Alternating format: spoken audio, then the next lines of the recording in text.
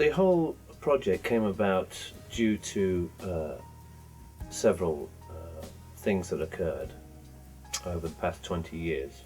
One of them being my long-standing great friendship with Kim Kindersley, the director, with whom we've talked about and written scripts before in relationship to movies and films of this kind.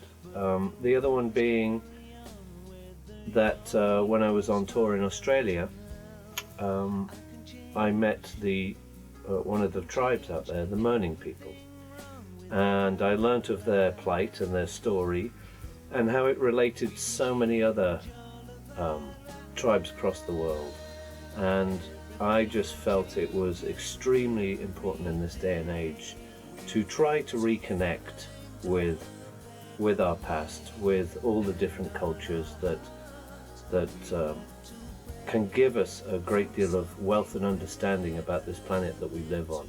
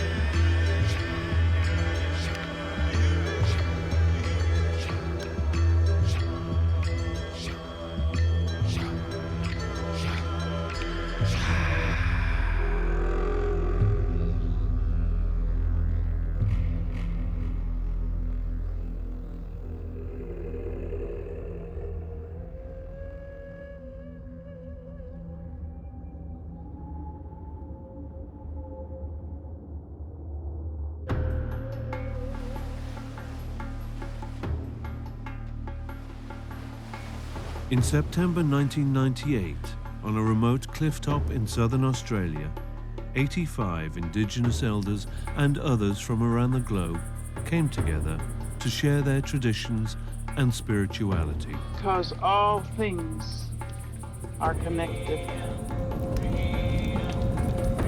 The gathering was called by two people from very different cultures. One, a songman from a dispossessed tribe. The other, a filmmaker from a distant land. Building bridges between worlds.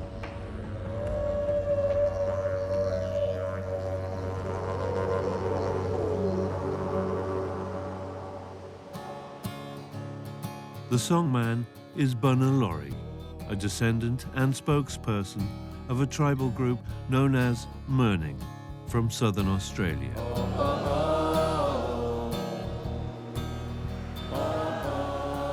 For over 10 years, I have been working with Bunna on this film project about his fragile culture and its relevance in the world today. Give us back the earth. My partner in this venture is my good friend, filmmaker Kim Kindersley. So please understand the dreamings in this land.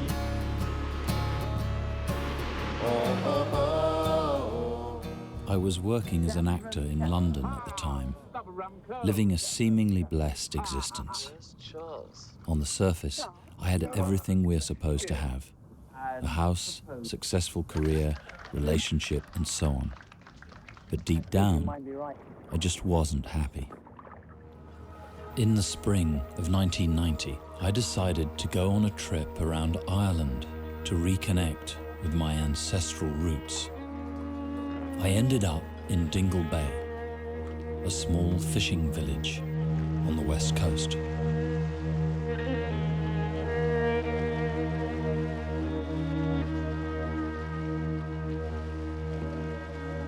I went out on a fishing boat early in the morning, and I saw this lone hermit dolphin, who the locals had named Fungi, leaping out of the dark, cold water.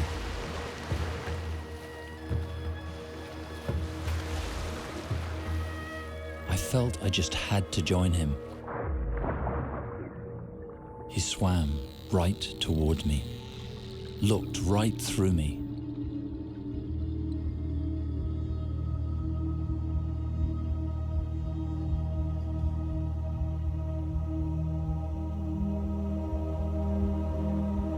In that moment, everything changed for me.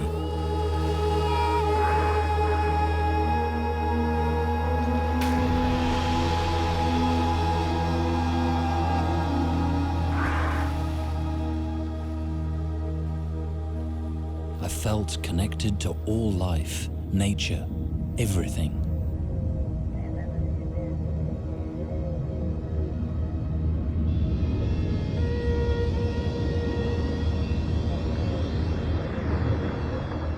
I spent a few weeks experiencing these intimate encounters and decided to give up acting.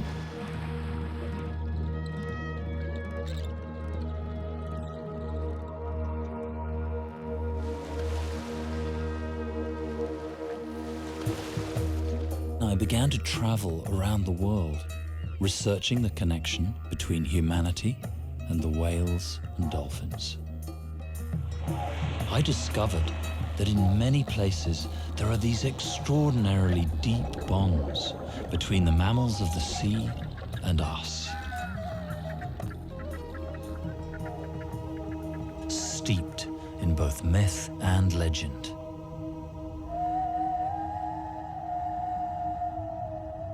On the west coast of the United States, Chumash Indians shared their deep wisdom with me.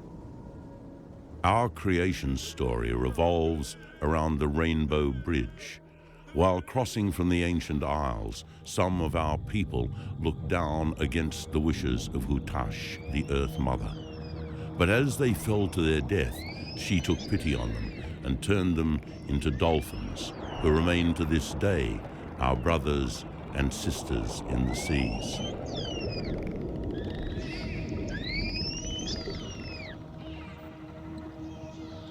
Everywhere I went, I experienced being with all kinds of dolphins and whales. Each time, the feeling of connection deepened.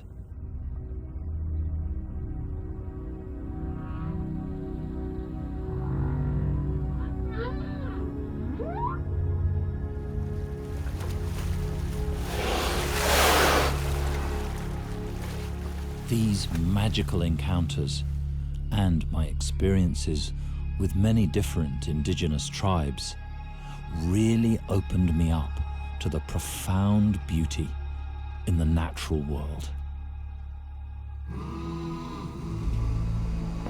In 1994, a Zulu wisdom keeper, Credo Vizamazulu Mutwa, shared many stories with me.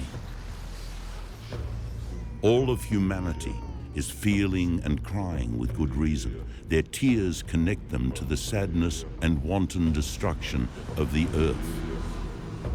The dolphin is a symbol of humanity's reconnection to nature, and therefore to God, which means Umkhoma, the whale. So go down to the ocean and dream your dreams with the whales and dolphins. I put my findings into the form of a promotional film. Here by the fire, I will share with you legends and tales that began in the stars, far, far away. Which I then sent around the world. One, to a group of Aboriginal people in Australia who had what they called a dreamtime connection with the southern right whale. I was really intrigued.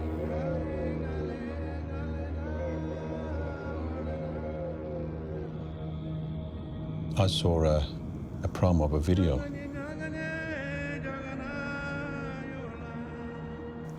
And when I saw the dolphin's eye, I was drawn to it, and I knew that there was some sort of a connection from dolphin to whale. So we invited Kim to come down and come on our country.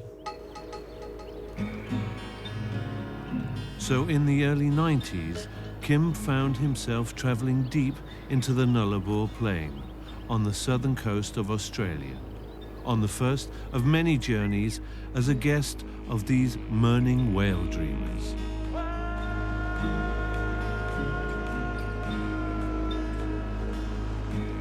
I remember in those early days watching the Mirning treading so softly on their precious traditional land with so much love and with so much care. I remember clearly the impact of being shown the whale rock for the first time.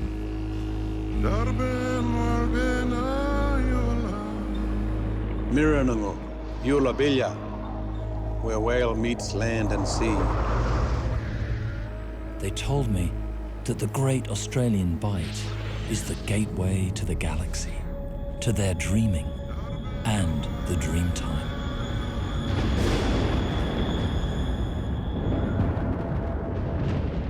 The Dreamtime has been described as representing the deepest well of our collective memories.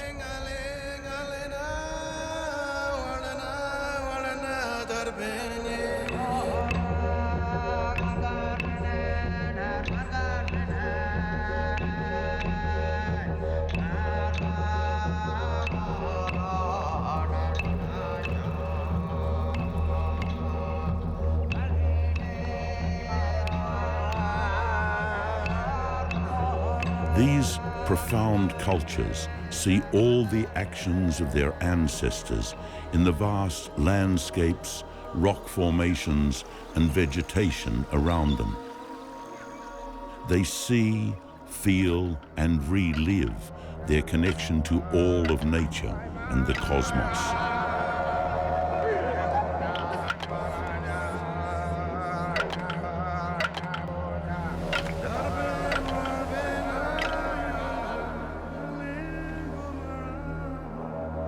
The dreaming connects past, present, and future in one dream, in the ever-evolving cycles of life, birth, and death.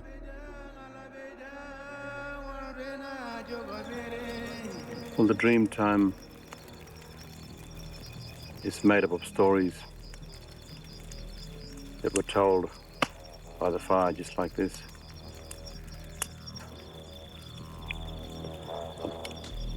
And all our stories were passed down from my grandfather, my mother, and my cousins. Of myths and legends of the beginning.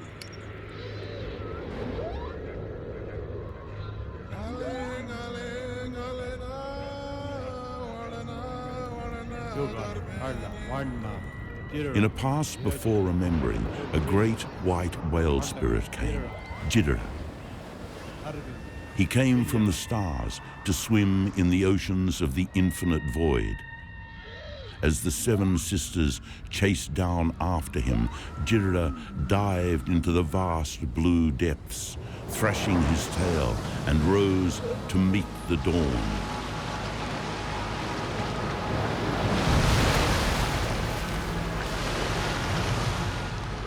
Creating the earth and sky, leaving the echoes of his Dreamtime journey imprinted in the whale rock.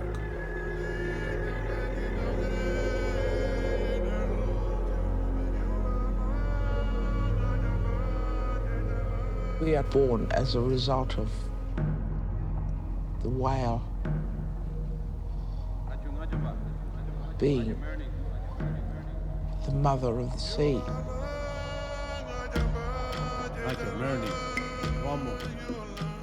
We are the Mirning, an old people from an ancient land.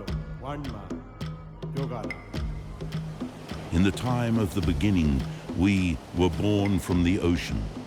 In the foam along the shores of the great South Seas, in the dance of the beginning, we were born to dream the whales. The whale is our family. Over thousands of years, we have come to this place where the whales gather every winter to mate and give birth. We eat shellfish off the same table. They are our brothers and sisters in the oceans. When we die, it is with them we return to Yrgilja, the morning star.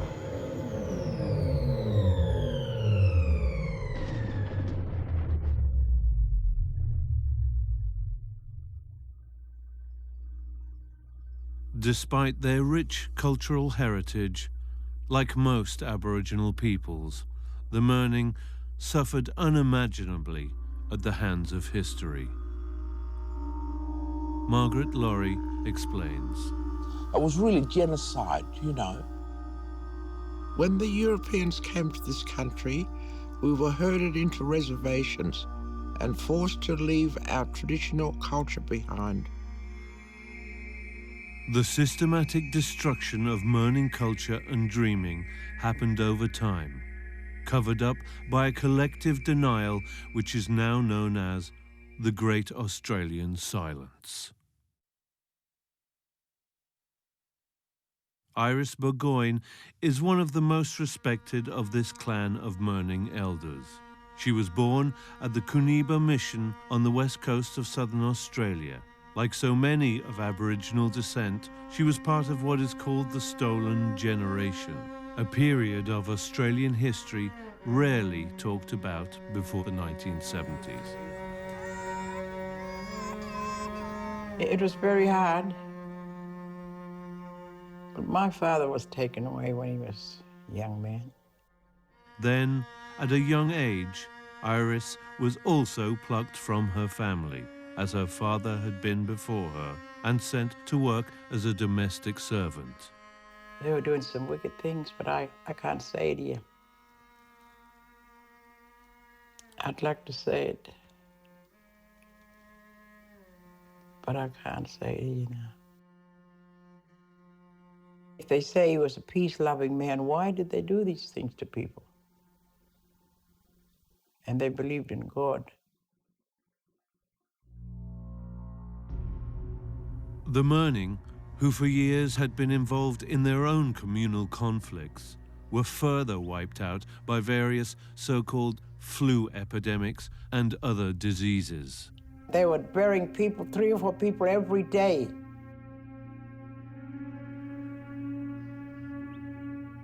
I reckon they poisoned them. Also, the Mirning's special relationship with the whale was severely compromised with the introduction of whaling in their coastal waters. The Mirning people just got right away from it because they couldn't stand to see the whales getting killed and speared and things like that. It's like watching their own children being killed. Part of the family. It was horrible. Over the last 300 years, we have killed millions of these magnificent beings. Well before our petrochemical dependence, it was with the oil and blubber of these totemic, sacred animals that the 19th century's Industrial Revolution was built. As the whales' populations plunged close to extinction, according to the government of South Australia, so did the Mirnings.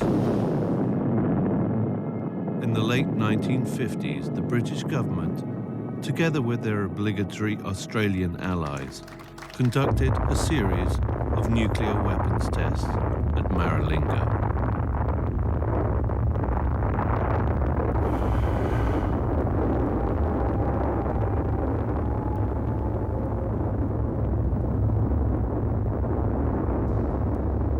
The Anangu people were forced to vacate their traditional Spinifex country around Maralinga and Emu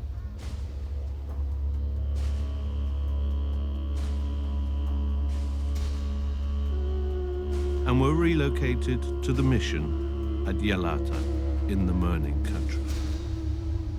Maralinga remains uninhabitable and radioactive to this day. The Anangu people were given the leasehold on Mirning country, both language groups separated from their dreaming lands. The government moved that tribe down onto the coastal land, which is the Mirning land. And the 99-year lease covered most of our, sacred whale sites.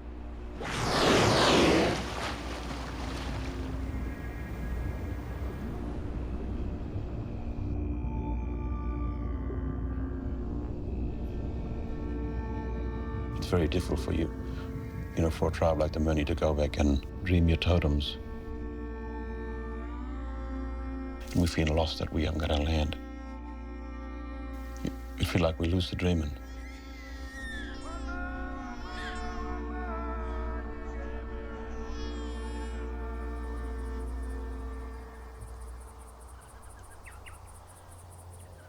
Throughout the 80s, Bunna, along with a few other Mirning descendants, started to secretly visit their different dreaming sites. We've been fighting for this land for over 100 years. We went through that period of anger and resentment and marching down the streets and that type of thing. Around this time, Greenpeace and other environmental groups formed in response to the ecological holocaust of the whales and the threat of nuclear war. Through their heroic efforts and a wave of global popular support, the whales' population started to recover, slowly, as did the spiritual strength of this particular group of Mirning. But it was most importantly in their hearts that the connection with their totems, the whales and their dreaming, continued to grow strong.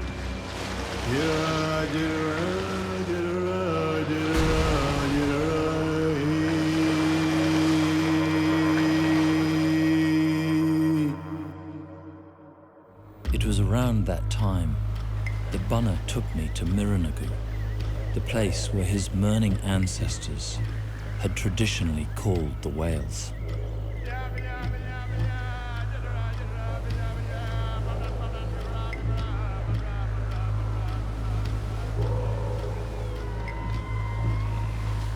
I witnessed two whales way out in the bay. They lined up and leapt through the water. And they swam to where Bunna and Clem were standing. Then this one whale came right up out of the water underneath us and roared.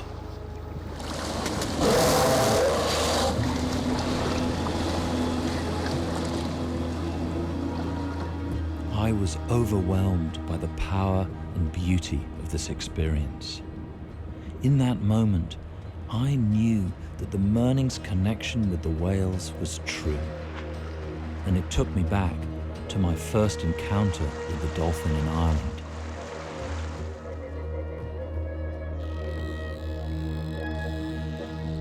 Back in the camp, I shared with Bunna stories of some of the other tribes that I'd met through my research, who were also connected to the whales and dolphins, and for the most part, were still living in their traditional ways.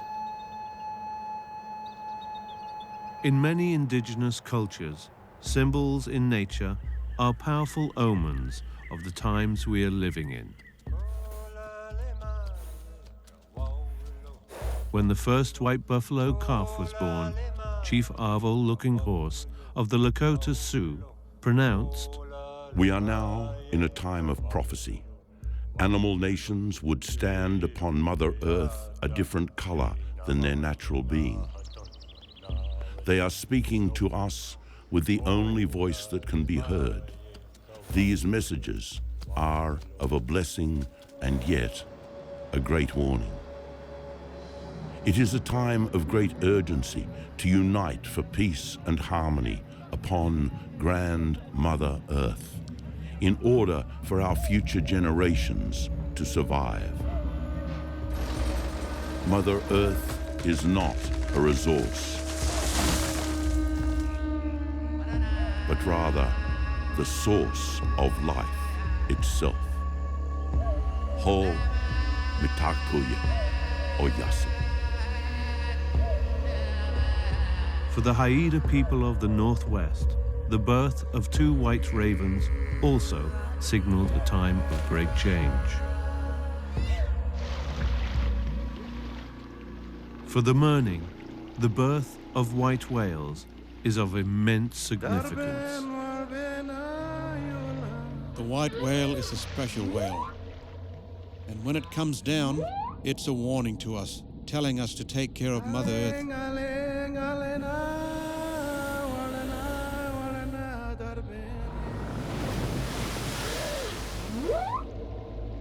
I heard it said that the white whale prophecy heralded the recognition of the Mirning as whale dreamers and was a symbol of great hope for all humanity. So it was decided to call a gathering of some of the indigenous elders and whale tribes that I had met from around the world to come and bear witness. We are the people from the Nullarbor, the Mirning tribe, and we would like to welcome you to come to our land on the Nullarbor and celebrate with us the time of the Dreamin' and the people of the whale. So we sent out this video invitation from Mirranagu. But as the months passed, we wondered whether our dream would become a reality, whether the gathering would happen at all.